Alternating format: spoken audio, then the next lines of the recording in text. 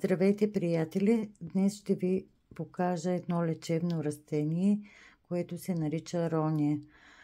Ще говоря за лечебните свойства и ползите от него.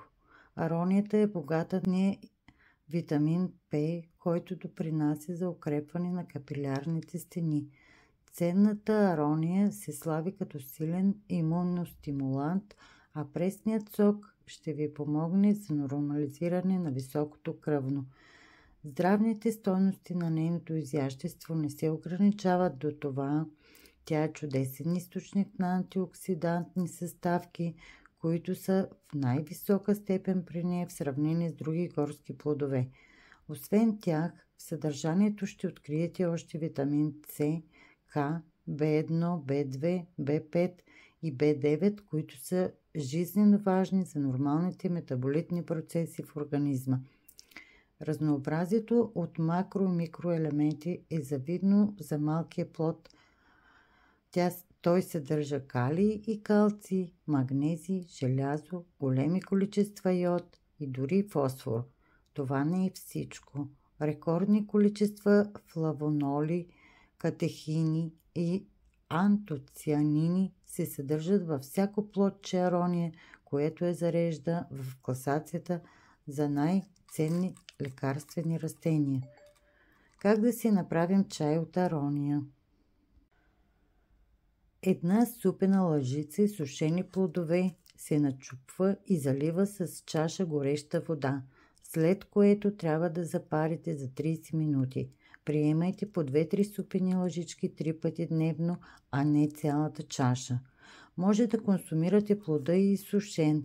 За да се получи по-добре, използвайте късно събрани плодове, които внимателно измивате и отцеждате.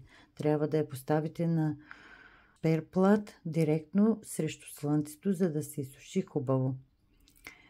Ползите за тялото и организма е, че аронията е източник на антиоксиданти, бори се срещу сърдечни съдовите болести и поддържа в нормите високото кръвно налягане.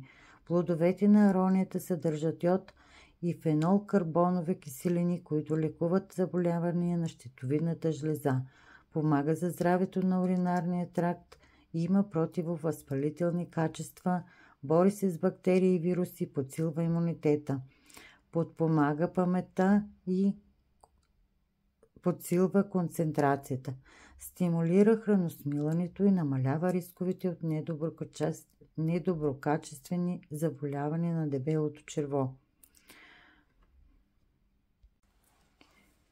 Освен ползите, консумацията на аронията трябва стриктно да се контролира.